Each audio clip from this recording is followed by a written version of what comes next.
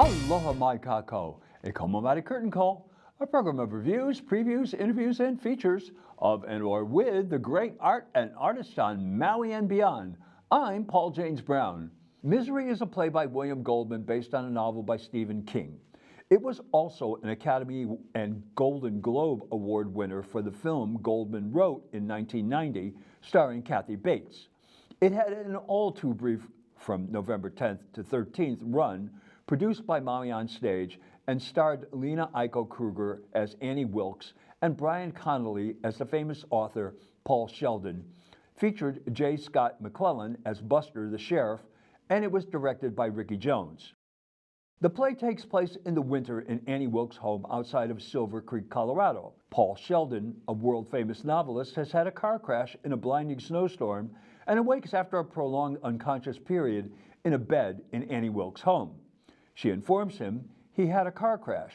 She rescued him from the wreck, and lucky for him, she is a nurse and has been caring for him.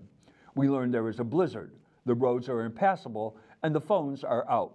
She cannot call for help, nor take him to the hospital. The nearest one is more than 30 miles away. However, she assures him, and he is more than grateful, she can and will take good care of him. She excitedly proclaims she is his biggest fan, and he allows her to read his newest novel, which she hates. She is particularly offended by the foul language he uses and forces him to burn it. Then she finds out that he has decided to kill off her heroine, Misery Chastain, and to stop writing the romance series that she loves so much. Well, this is just too much for her, and she convinces him, through torture and threats, to bring Misery back to life and continue the series. She generously volunteers to act as his editor and says, quote, "We're put on this earth to help people, Paul, like I'm trying to help you. Please, help me help you." When Paul revives Misery, Alice joyously exclaims, "Misery is alive! Misery is alive! Oh, this whole house is going to be full of romance. Oh, I'm going to put on my Liberace records." Buster the sheriff, J. Scott McClellan, shows up. He is searching for the author who has been reported missing. We learn then of Annie's intention to keep him captive. Paul tries to poison her by stashing his pills and dumping them in her drink, but she spills the cup, and his plot is thwarted. In one of the most stomach-turning, disturbing scenes ever put on stage or screen, she uses a sledgehammer to break his legs again so he cannot escape. She tells him, "Nobody knows you're here, and you better hope nothing happens to me, because if I die, you die." Then the sheriff returns and finds Paul. She shoots him, then decides to kill Paul and commit suicide. He convinces her to allow him to finish the novel and tries to stab her, and then ironically uses the manual typewriter she presented him with as a weapon, and ultimately kills her and saves himself. Mr. Connolly was the fight and stunt coordinator, and the fight scenes are harrowing and realistic.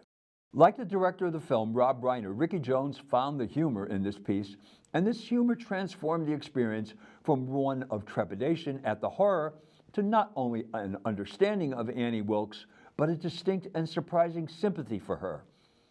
In the performance of her career, Lina Aiko Krueger gave us an Annie Wilkes that we at first respect. She is a compassionate and more than competent caregiver. Then she reveals she is her patient's biggest fan and can quote passages from all of his books. This brings out admiration at her passionate love of his work. And then she coerces him into burning his manuscript. We understand she is offended by his crass tongue, but then she shows her cruel side, her conniving side, and ultimately her psychotic, brutal side. And even then, we don't hate her, we fear her, and we pity her. It is a journey and a character that calls on all of Ms. Krueger's considerable acting chops, as few parts do, and she performs and brings to life all of the multifaceted natures of this character without becoming a caricature. No mean feat. Paul Sheldon is the best work Brian Connolly has done since he played Rote, Jr. and Sr. in a legendary production of Wait Until Dark with Carmen Gardner as the world champion blind lady Susie Hendricks. I still remember the moment when the refrigerator door swung open and the light from within flooded the darkness. It was great work. But his Paul Sheldon eclipses that performance. Mr. Connolly's journey is different than Ms. Krueger's, but no less entrancing and excruciating. Initially grateful for Annie's care, comfort, and generosity, he gradually becomes aware something is amiss. Despite having his ego stroked by Annie's obvious adoration for his work, he is taken aback by her rejection of his new direction, and he goes from compliant patient to alarmed confined prisoner. As this new status dawns on him, he desperately tries to figure out how to free himself. The harrowing, edge-of-the-seat grabbing, emotional journey he embarks upon and completes is more like Space Mountain than a roller coaster.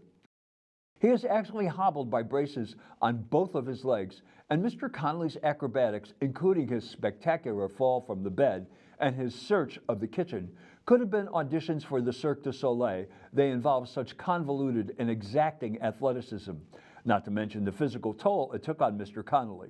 I saw the bruises. This performance went well above and beyond. J. Scott McClellan's Sheriff Buster at first feels like a savior. Then you realize he is buying her story. When he returns, his suspicion has clearly been aroused, and when he is alerted by the noise from within to investigate further, his demise comes as a shock. And his physical work of going down after the shooting is quite impressive and convincing. I almost wanted to call 911. In his director's notes in the program, Mr. Jones, who also designed the lights and the set, points out the relevance of the loneliness theme in the play. He asks us to investigate or speculate as to how Annie came to be this way. He says his favorite part of storytelling is fleshing out evil deeds with reason, and finally, he asks the audience to put themselves in the characters' places and wonders what we would have done. It's a question to ponder. Unfortunately, this play ran for only one weekend. All that work for so few performances. This is what we cherish amateur theater for. These top talents and experienced artists do this for the love of it, not for any other reward, but to share the work with others for their edification and entertainment. Mahalo, mahalo, mahalo nui loa.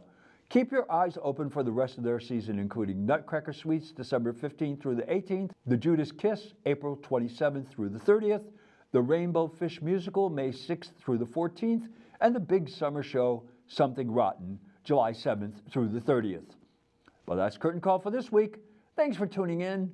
I'm Paul James Brown. Ahui ho and Meli Kaliki Maka.